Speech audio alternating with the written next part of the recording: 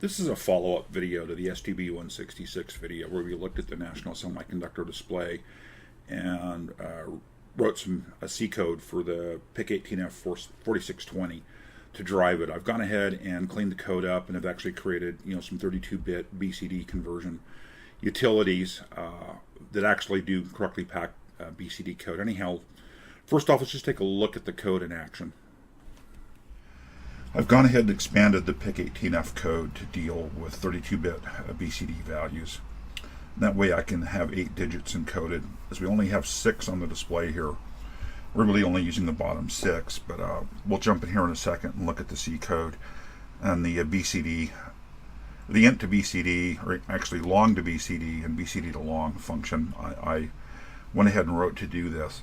Again, this is moving towards probably becoming a digital clock at some point. Anyhow, let's jump in and take a look at the source code. So we're in the Micro C Pro IDE. I've got my source code up here, and the first thing I wanted to comment on was in the conversion section. We have both a BCD to decimal and a BCD to decimal 16-bit version, and we have a decimal to BCD and decimal to BCD 16-bit version. So 16 bits will give us 4 BCD values. Because the display is 6 characters wide, I need at least a 6 position BCD value, and I went ahead and implemented 8. So what I needed was long versions of these. So this is what we've developed here. So the header, etc. here is pretty much the same as it was before. We have the same write-it function that ultimately takes the unsigned character byte that has the 3-digit address of the display and the 4-bit BCD value and writes it to the display. But let's drop down to the bottom and work our way up from the bottom. So I've created a function called long to BCD. It takes an unsigned integer in, and it returns a long unsigned integer again, or that is BCD encoded. So this can deal with values really up to 999,999. Actually, that's it's bigger than that. 99,999,999, which would be 8 total BCD encoded positions. Anyhow, there's just some test code here. We saw it running in the previous video. Sets the display to all 6 digits are lit on the national display, and then just does a countdown, flushing it to display. So we call with count to long to BCD. That gets a BCD encoded long value back, and then we go ahead and display it on the board. The display function walks through all 6 of the positions that are displayable on the display. It starts by, again, for each position, it goes in and immediately sets the most significant bit, which is the control bit, that writes the value to the display, to a 1. It takes the value of D, which is the digit we want to write to, and it shifts that up by 4. So even though this is counting 0 to 6, we're shifting that value up by 4 and then ORing it in, resulting in these 3 bits being set to the values 0 to 5 as it works through the loops. We then take the BCD position that was sent in, and we AND it with 0 through F here. And what the F does is only leave the least 4 significant bits set, and those 4 bits have the value we want to go to the display, and that gets ORed in as well. So this is taking the BCD value that we want sent to the display and putting it here by pulling those 4 bits off.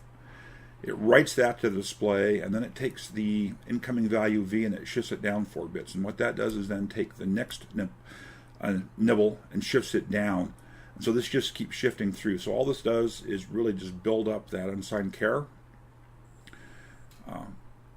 Go ahead and set the appropriate bits for the position we're talking to based on D.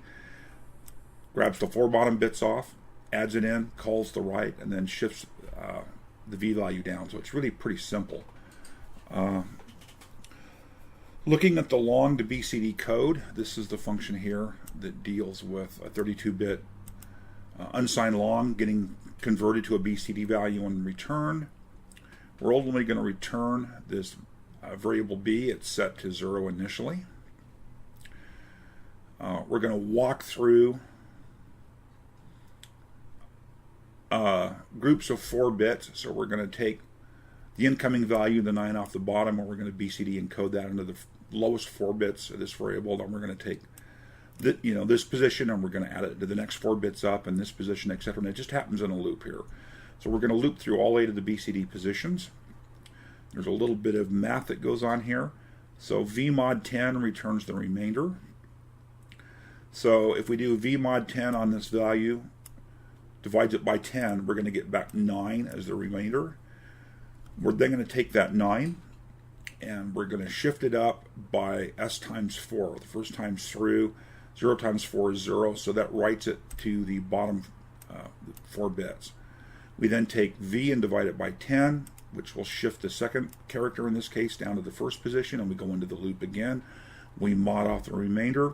In this case, because s is now a 1, we'll shift it up 4 bits.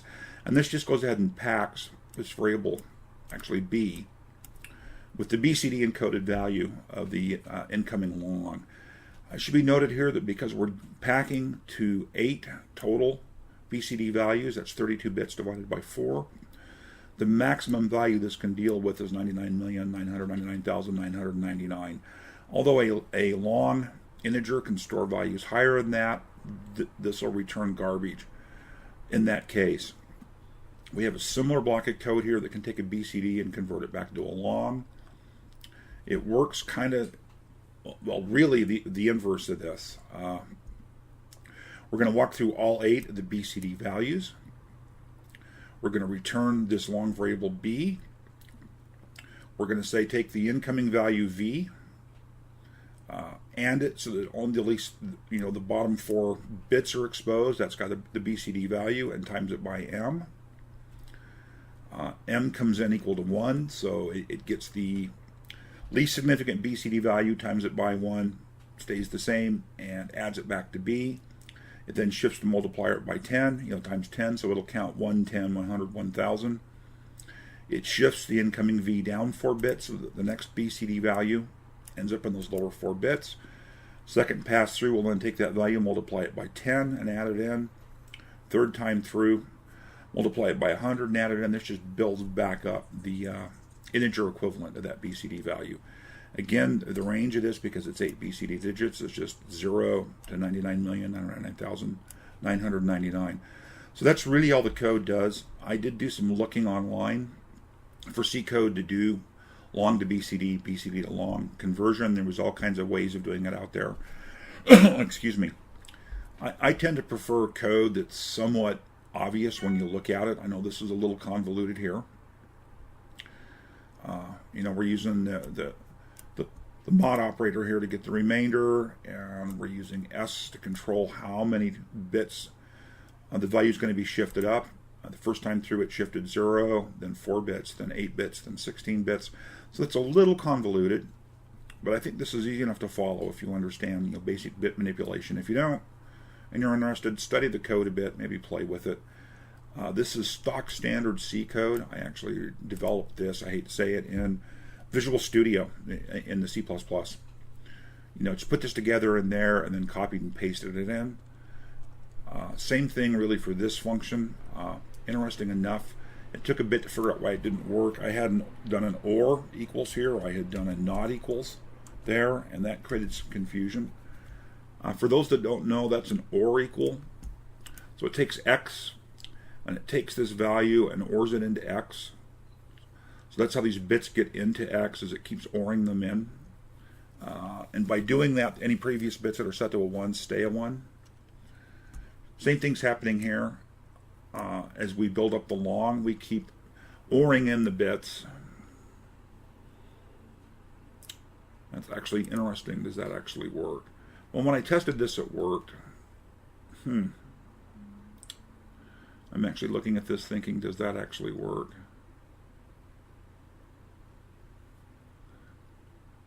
Anyhow, I may have to test this further. This may actually be buggy. I know I tested this. Anyhow, that's just a really quick look at where the code's gotten to. I am moving forward on converting that display into a standalone clock module. It'll use a 40-pin PIC, because that's what I have to drive it.